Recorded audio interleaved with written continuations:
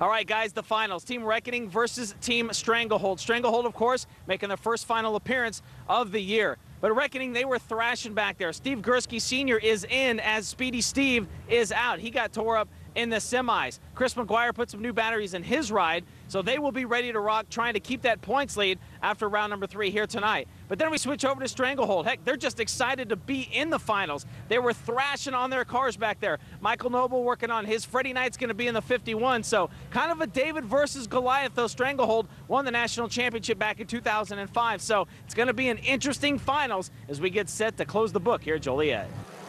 And it's interesting to take a look at how they do some of the stuff. Of course, nothing is fancy inside of these cars, but it's all for a reason. It all has a purpose. And if you don't know how to set one up, you will never survive what they're doing out here. That is an absolute guarantee, because these things are, well, we can just tell by the look at them, the way they are bouncing around out there and the way they're hitting and crushing one another.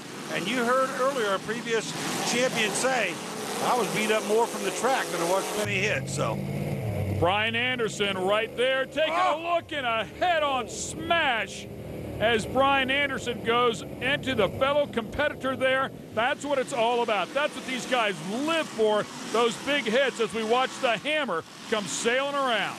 Unlike your local event at the 4-H Fairgrounds, these drivers are not, I repeat, not afraid of a 30, 40-mile-an-hour collision. I mean, keep in mind, if they can get a head-on collision, you know, it's a combined effort, the better part of 50 to 60 miles per hour.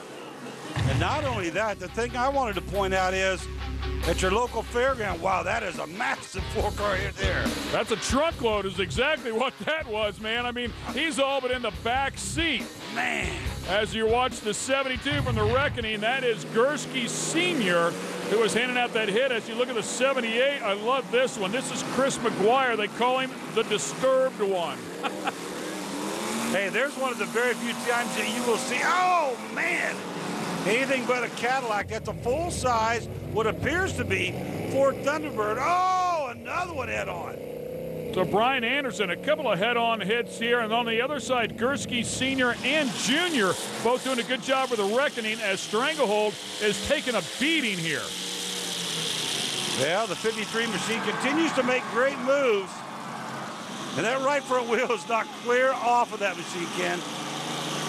The 76 car is still running somehow. That is Gursky Sr., and maybe it just gave up. I think it did. You can see a small fire, usually a carburetor fire, it's loaded up, and he's gonna fire it up. It fires back up. Smartest thing to do, hold the throttle wide open. That thing will generally refire as long as it's not totally flooded. You can tell that it was. Now that dash fire, it looks like a dash fire indeed, is nothing more than a light. That is a power light for that machine. In most cases considered to be a shift light, but these guys don't care about shifting here. And again, it looks like we might have a timed out situation here. I believe that's one of the Nobles, either Wayne or Mel. Hard to make that number out right there, possibly a 53. Nonetheless, both teams have destroyed each other's cars. And we're going to be in a timeout situation as the crowd counts them down. You got to admit, man, the crowd loving every minute of it. They don't want to see them in this way, but that's the way it's going to be. Team Reckoning will be tonight's champions. So the checkered flag flies, and you can see they are excited. Let's get it down to Rob.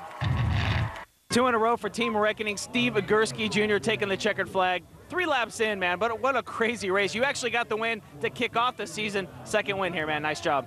Yeah, you know, I mean, we come up against Stranglehold where they have struggled this year, and they come out and they were tough against us. We used some different cars than we normally use, and it kind of bit us a little here and there, but you know, hard race, hard on equipment. You know, it was a struggle just to get those laps in. Some huge trophies there they'll take home as well. For Rob Klepper and Brian Olson, I'm Ken Stout. Remember, you're not living unless you're on the edge.